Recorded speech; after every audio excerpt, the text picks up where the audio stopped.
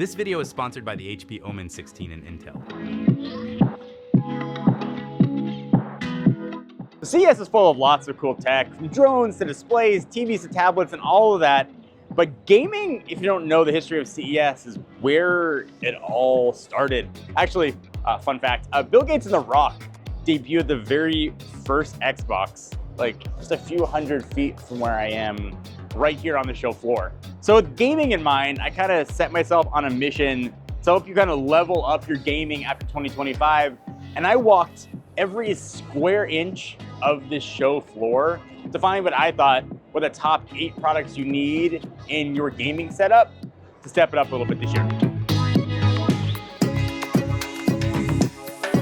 All right, so 2025 clearly looks to be the year of the handheld, and the existing lineups are getting better and new contenders are kind of emerging onto the scene.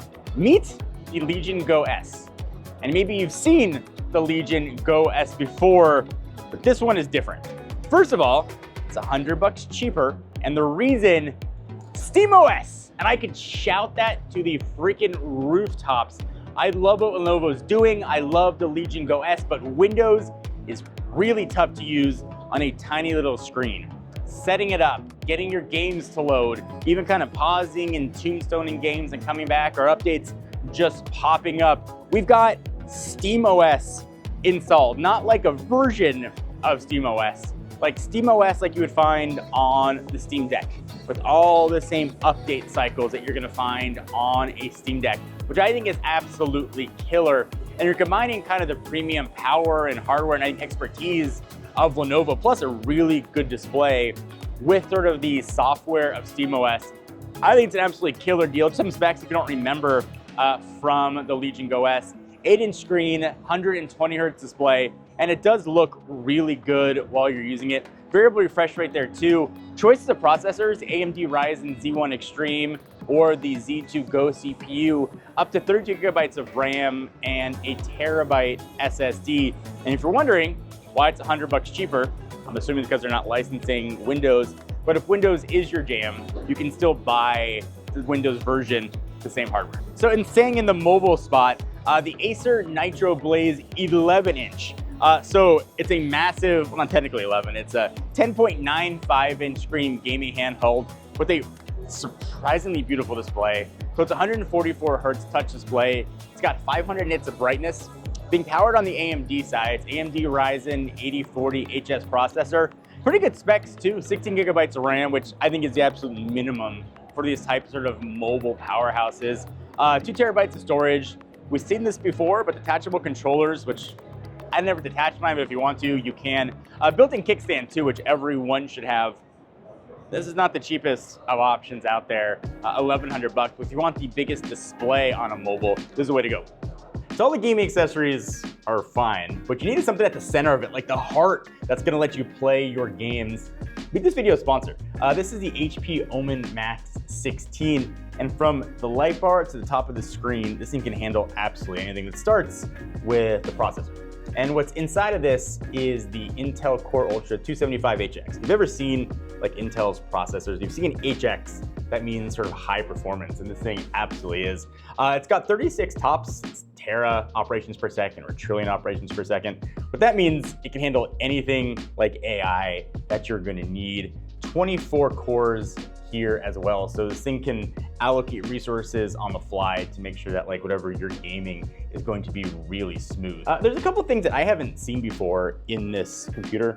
It's got a setting we can actually reverse the polarity of the fans to actually clean them out. I don't ever really clean the fans on my laptop. On my desktop I'll do it, but I don't think about it much on my laptop. That awesome fan cleaning tech was actually co-engineered with Intel. It got vapor chamber cooling. You have a ton of customization options too for how you want to configure it.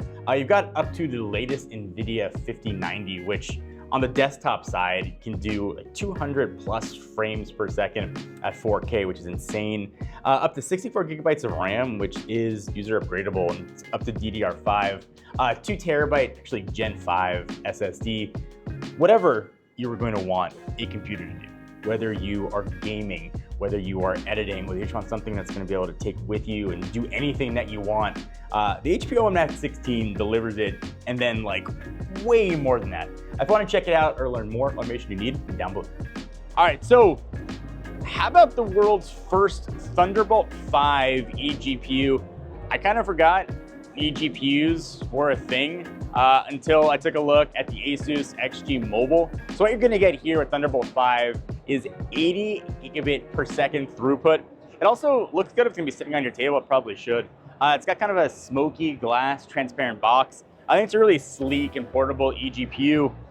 Inside, we got the power of kind of the latest from NVIDIA. It's the RTX 5090 mobile chip inside. And just sort of a sense of what it can do, it can power up to 2 monitors. It's also kind of a hub too, USB and SD card there, and also has 5 gigabit Ethernet if you need to use it for that as well. Obviously, that wasn't all NVIDIA was involved with. So they launched a new fleet of GPUs. I think a lot of people were waiting for these. It's the RTX 50 series. So it's the RTX 5090, starting at just under $2,000. Benefits, aside from power, much smaller size. So they can fit in a way smaller form factor. 32 gigabytes of DDR7 memory.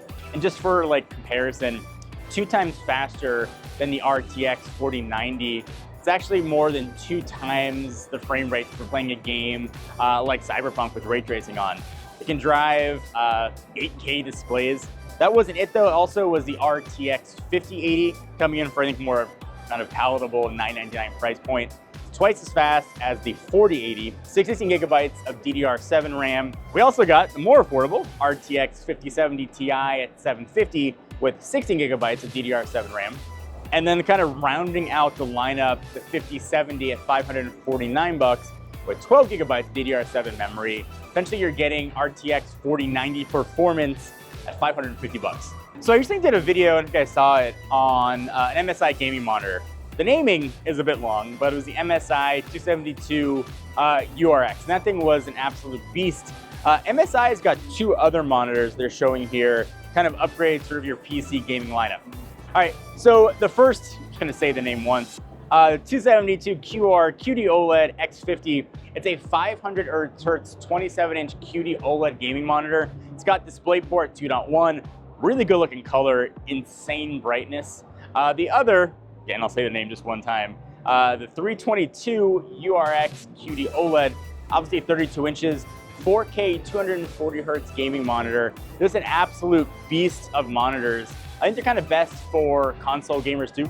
And if you want sort of other monitors, you want to look outside of MSI, LG's got a gaming monitor here. It's a 5K 45-inch bendable curved gaming monitor, which is insane to see. It's using advanced WOLED technology, extreme low latency, variable refresh rate on different resolutions, all built in. I'm gonna exhale for a minute because that wasn't all on the gaming side. TCL, you might not think of this for gaming, was showing a 163-inch TV. And honestly, it's not just good for gaming, it's good for absolutely everything. It's micro LED. I asked them if I could set up any sort of gaming to this TV so I could see what it would look like. They wouldn't let me, but I'm imagining gaming on a 163-inch TV would be insane. It's not so game related, I just really wanted to show it again. It's bonkers looking to see in person. Speaking of TV, like gaming software coming to more devices, NVIDIA is bringing native GeForce Now app to Steam Deck later this year, which is, I think, huge. Not to be outdone, Xbox Cloud Gaming is actually coming to LG TVs later this year. So that was a lot. There's like a lot of gaming happening here at CES. That was some of my favorites. If you want to check out any of the stuff I talked about though, I will put a link to it down below.